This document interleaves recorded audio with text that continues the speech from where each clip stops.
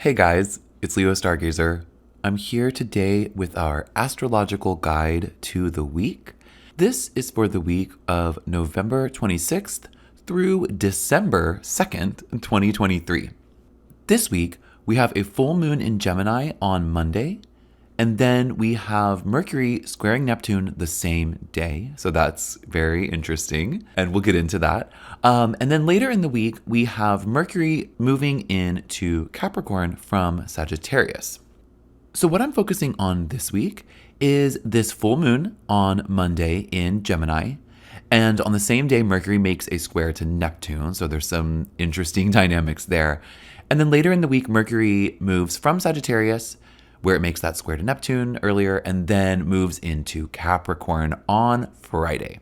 So this week is definitely dynamic. There's a lot to focus on. Literally, there's a lot of focus being called for, and there are some fulfilled intentions and the beginning of a new cycle. So with all of that said, let me go into a little bit more detail about each of these, and hopefully we'll get a clearer picture from that. Okay, so the first thing that happens this week is that we have a full moon in Gemini on Monday, the 27th. This full moon is the culmination of an intention we set when we had the new moon in Scorpio. Whatever your intentions were then, they got some clarity from the Mars Cazimi that happened that same week.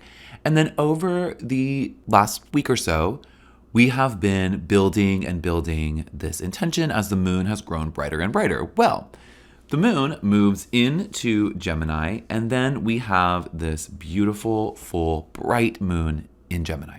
This full moon is going to shine its beautiful light on all the successes that we've had, intellectualizing our intentions, on how intensely we set those intentions, because it was in Scorpio, that new moon.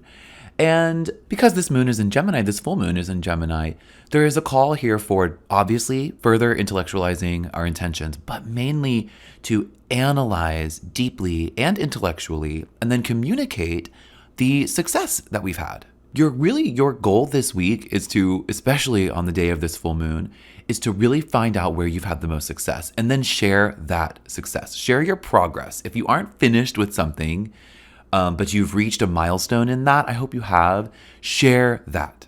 We're starting a new cycle this week as that full moon will start to wane later in the week, and Mercury has some interaction with that. But today needs to be about sharing.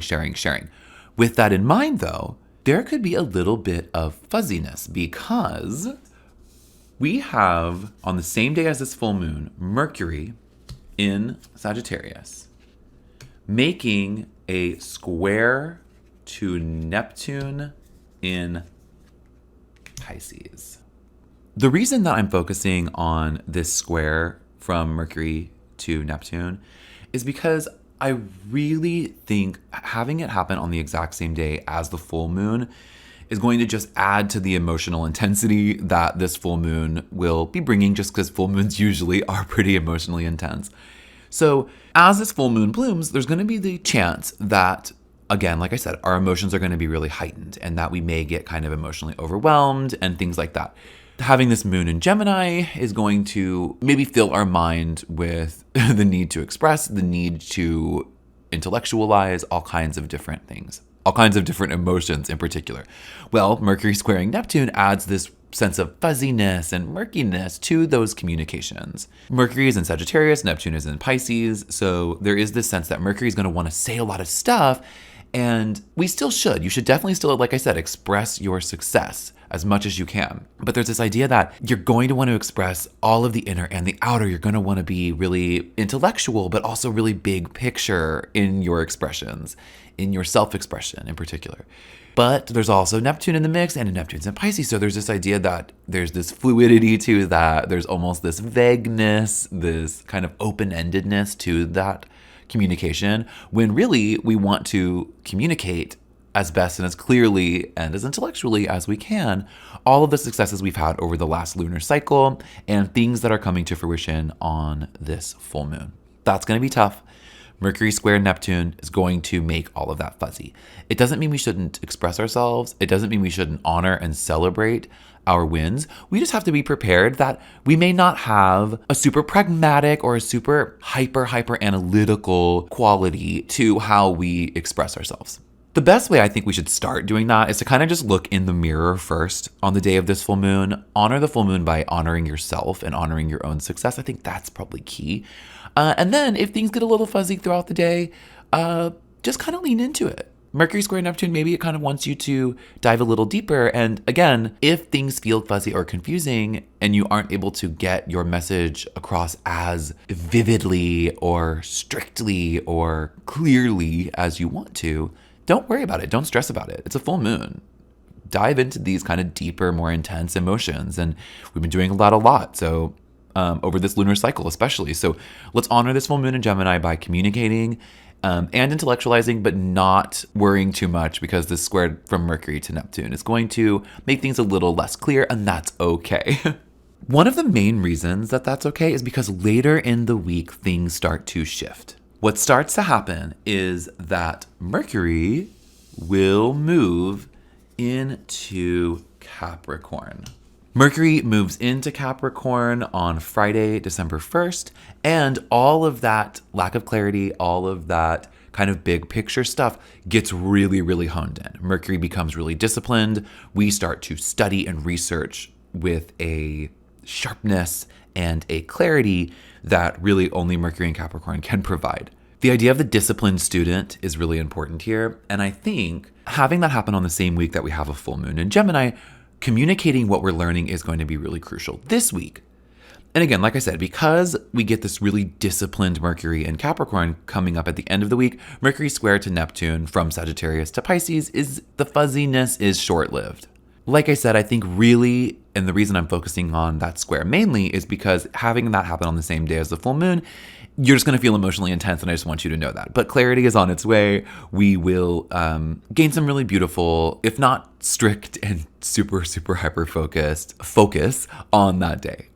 The day that Mercury moves into Capricorn, and then Mercury will be in Capricorn for a little while here. So what we learn and how we kind of zone our focus in from this emotional full moon and this square to from Mercury to Neptune, and how we kind of zone in, how we sharpen our focus, how we get disciplined and serious about that focus or what we're studying, how we're beginning this next lunar cycle, that will become clear when Mercury moves into Capricorn. And we need to honor that because Mercury will retrograde. Mercury will begin its retrograde in Capricorn on December 12th. And so Mercury is currently in its shadow. So a lot of what we're learning here is going to be really important.